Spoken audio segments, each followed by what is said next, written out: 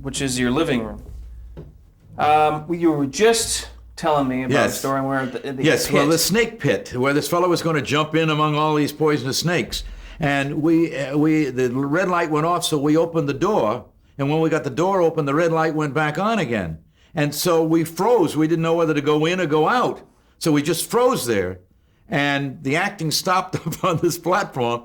And the director came over, and I can't remember his name, he was a famous director. He came over and he looked down and he said, "Will you come in or go out, because we can't shoot with you there?" And again, you feel like you're this big. And we scooted out and never went back.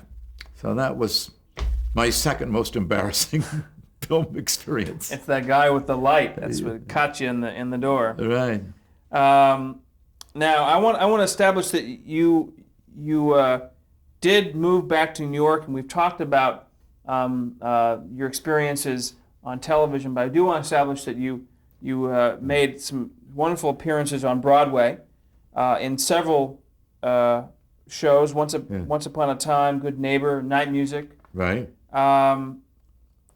What were those experiences like? And tell me also about One Touch of Venus. Well, the experience in Night Music was fascinating for me, because this was the last production that had the entire group theater together. Clifford Odets wrote it. I can't remember the director's name.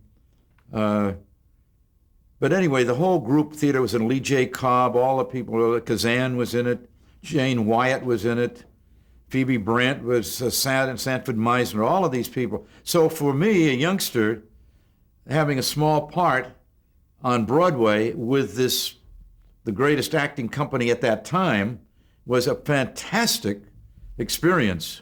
And but Kazan played the lead, and he was very kind to me, and I enjoyed my part very much. I was Sanford Meisner was my uncle, and it was about the show business, and I had a thing where I had to go to the airport and take a pair of monkeys that were going out to California and back, which had something to do with the plot.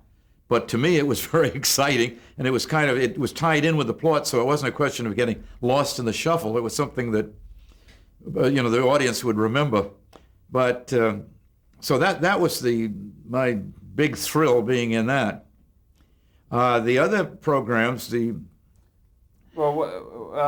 me how One Touch of Venus came around. That came around because during the war, I was turned down by every branch of service, including the Wax and Waves. So I joined the USO camp shows and went out in a production of You Can't Take It With You.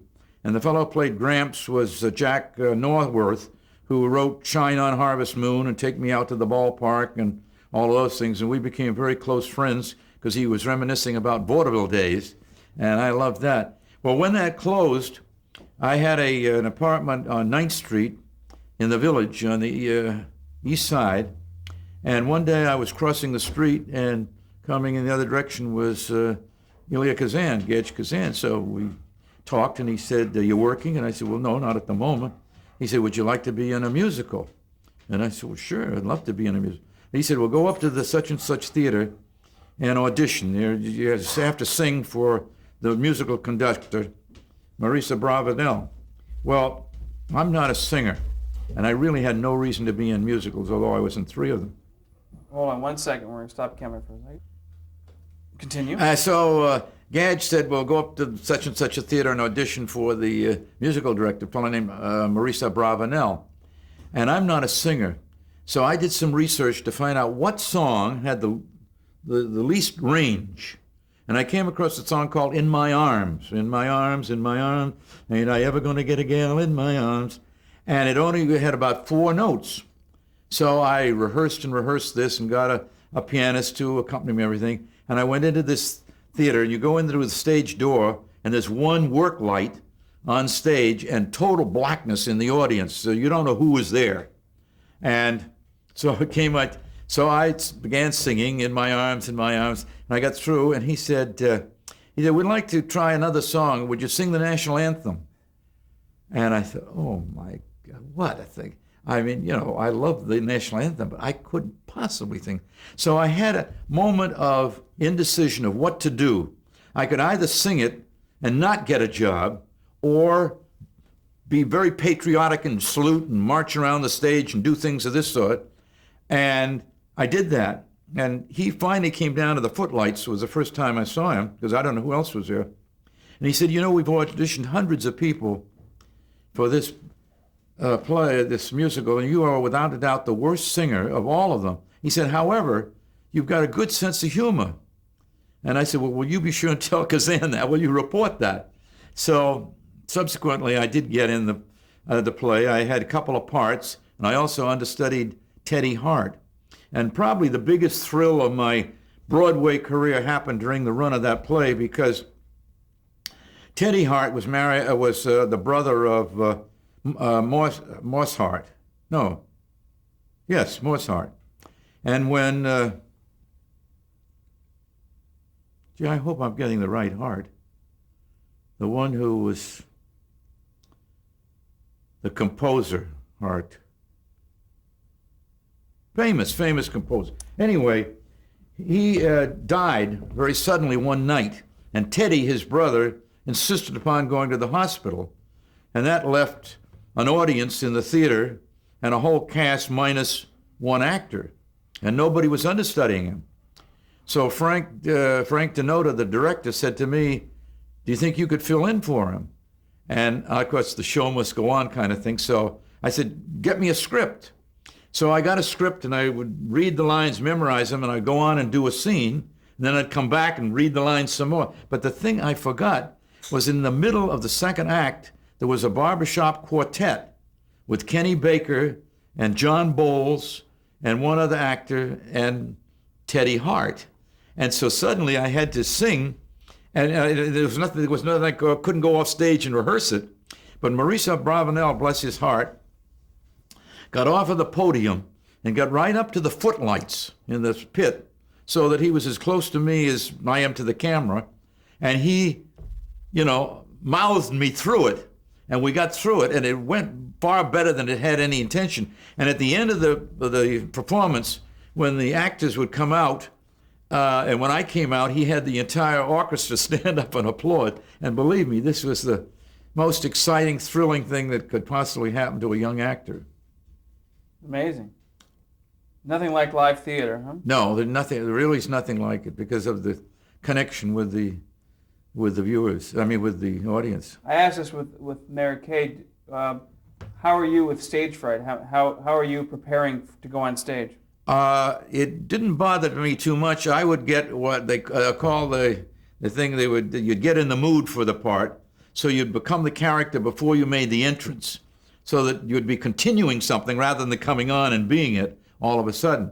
Off-stage bit, or off-stage beat, this was called.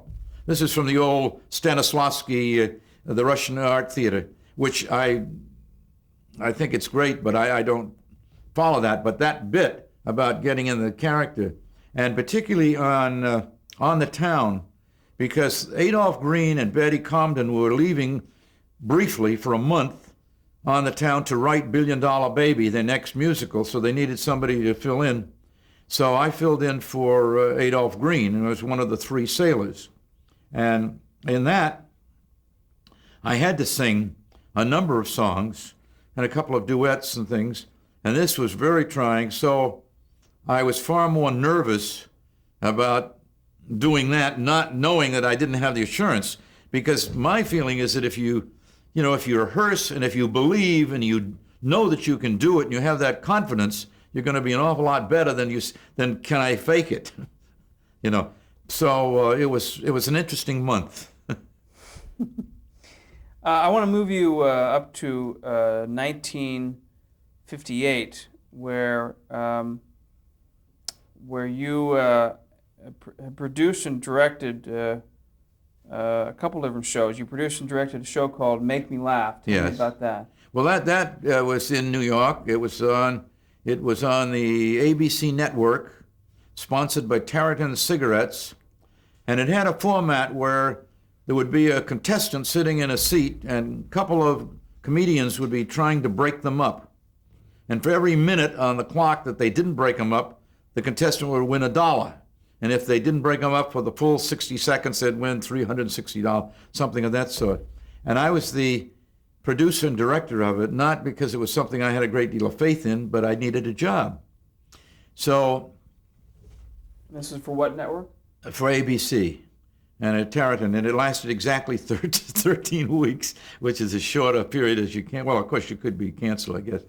But it had a whole lot of comedians in it, mainly not top bananas. Oh, we had Milton Berle, and we had people like that on it, telling these jokes and trying to break up these people. And we had a nurse for our kids at home named Auntie Pouch, who was an absolute angel, but she looked like a German sergeant. And so I got her to be one of the, I had people collecting people off the street and ones that would be good and seeing if they would do it. But Auntie Pouch I knew was going to be great, so we had her as a contestant on. And she wouldn't break up. She just had this face. So each week, so finally Newsweek took a picture of her and said, Contestant of the Week, Mildred Pouch. And it was our nurse for our 3 kids. She was adorable. Anyway, that only lasted, as I say, 13 weeks. And then tell me about Music Bingo. Music Bingo, Harry Salter, who had done Name That Tune, and was the producer and he created that, created another show called Music Bingo. And it went on as a summer replacement on the NBC network. And he didn't feel that the producer was coming up with any ideas. He was just taking what it was there and doing it. So he had me over to interview, and also another fellow who was a producer, who was a very nice friend of mine. And he said after we talked, he said, what do you think about the other fellow? And I said, I think he'd be great. He's got a marvelous sense of humor, very nice guy, very thorough. I think you would like him. So he hired him, not me. And after about 3 weeks, I got a phone call, and Harry Salter wants to talk to you. And so I came over, and he said, well, I'm sorry, just chemically, I don't hit it off with that fella. You're going to do it. And I want you to jazz up the program, do something with it. So I got some kinescopes and looked at it and made suggestions and told them what to do and all this sort of thing. And my main contribution was to come up with tremendous prizes, because the program gave away to viewers 1,001 prizes every single week. And of course, the top prize would be a trip to Europe where you could buy a diamond necklace, where you could, a car, this kind of thing. And then the next one would be a TV set, and the next one would be so-and-so. And then there would be about 900 of little cassettes or something, little radios or something or other. But every week we had to ship out 1,001 things. And my contribution was kind of coming up with ideas and almost little skits for showing the desirability of the top prize and things of this sort. And then we had Music Bingo was a game where it said bingo across the top and numbers down the side, and there were a few free spaces.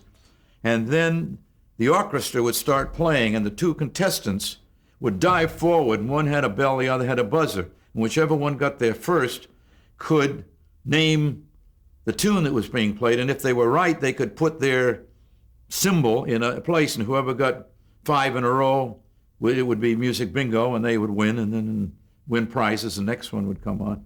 And that was the game. But all I did was just dress it up, and it was quite popular. Well, at the end of the summer,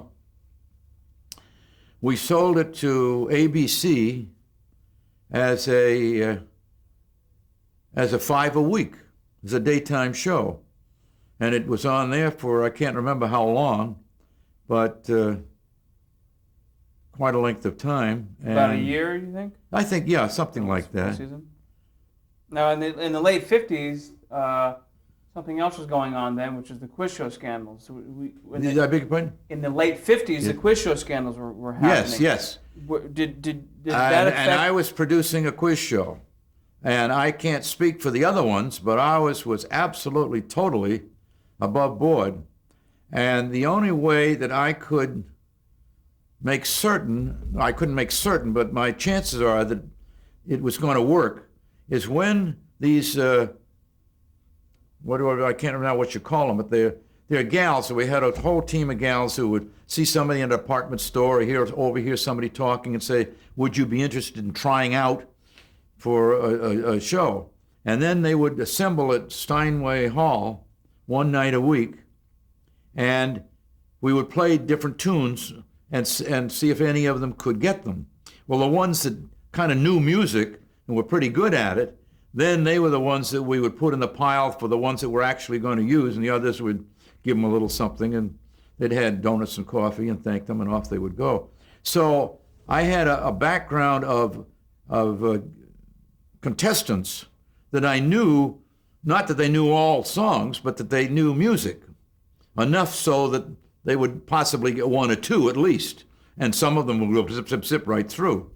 And of course that I didn't know, but because of that, it wasn't necessary to set anything up. We did occasionally would have a contestant that would be on for a number of weeks, and we really lucked out on one because a fellow had, his wife had quintuplets, and it was quite newsworthy then as it would be any time, and he was on, so every week we could say to him, "Well, how are the babies doing?" Or, "Here's a Polaroid camera, take pictures of them." So he was on about 3 or 4 weeks, and he was very good at music, and so that things like that kind of helped a great deal. But it went on. And but were there concerns from the networks regarding the quiz show scandal? Oh yes, and yes, the response yes, in regards very to, definite. So, but as I say, I had nothing to do with that, thank heavens, and I don't think I would have been tempted anyway. But I mean, I didn't. That was the only game show that I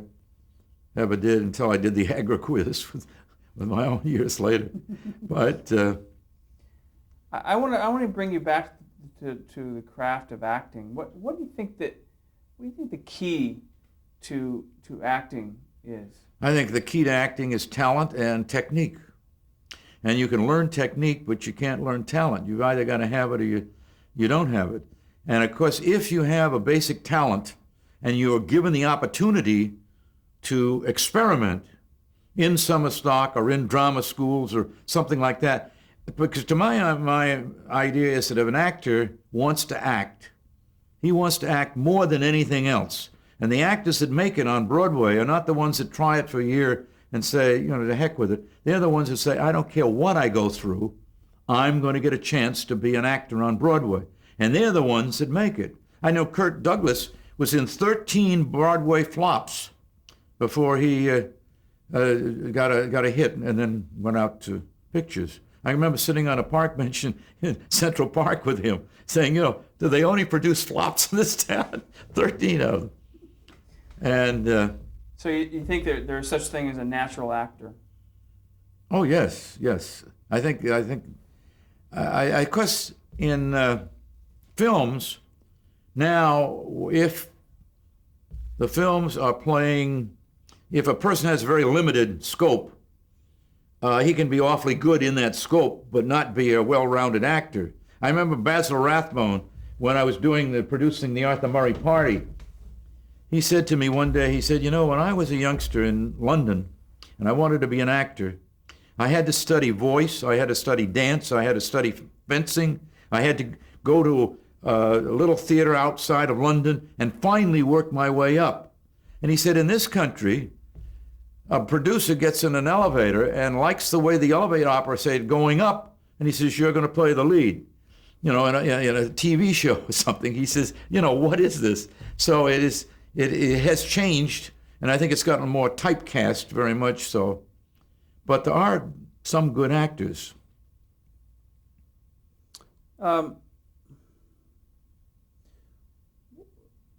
Where does comedy come from in regards to entertainment, in regards to television and theater? Where do you think it comes from? Where does comedy come from, or the material used on TV? Well, the comedy itself. Where does one draw from when? Well, I think one draws from themselves if they are an amusing person. If they don't, they will adapt for themselves something they see somebody else do. I mean, if you see a great comic and the guy is marvelous and you want to be a comic, you're not going to imitate him, but you're going to do your version of what he's doing. And I think this way to my mind, the whole thing is experience. As I say, if you got the basic talent, all it takes is experience. I guess what I'm getting to is where do you think you got the talent, the ability to write comedy, to all of a sudden start writing scripts which were funny, and then started acting in a show that was funny? Yeah. Well, my writing, as I say, I'm not really a writer, but I did write as a youngster. I wrote kid stories and things of this sort, and I'd write letters and tried to make them amusing and one thing and another, this sort. So, and then breaking into comedy at the Peterborough Players, I could do it in very gradual stages. So by the time I got around to the Mary Kay and Johnny show, I wrote because I didn't know a writer. I didn't know who could write.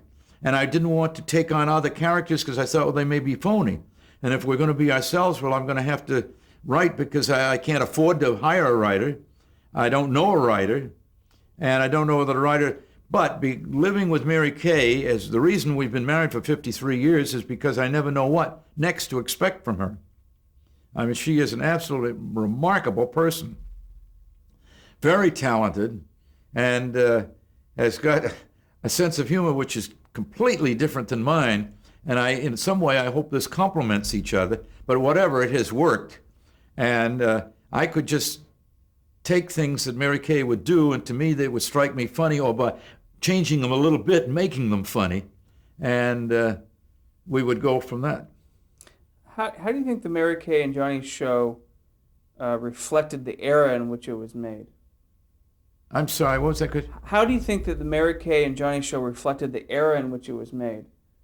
How it did what in the era? Reflect. Oh, reflects the era. Well, I think that I think it reflects the era, but that we were the first one to do one, so it reflected the beginning of domestic comedies on television. I think that it reflected a realism that maybe other things didn't have. As I say, we were playing for drama and we were exaggerating, but basically we were playing against one another or with each other. And so I think that it reflected an era that probably couldn't possibly exist today, because everything now is much broader than it was then. Do you think if Mary Kay and Johnny's show had been filmed like I Love Lucy, do you think it would have held up even today? Well, I don't know whether it would have held up or not, but our whole technique in doing it would be totally different. Because we were approaching the Mary Kay and Johnny show exactly the way we would do a Broadway or summer stock. It was live. It was it. Once we got going, we kept going. The minute you hit film or even videotape, you can say, oh, I gooped, we'll stop and we'll start over, we'll do another one. And then you get an edit. And if the editor is a good editor, he can make bad people look great. I remember a program we did on Ag USA on citrus down here in Orange County. And we were out in an orchard.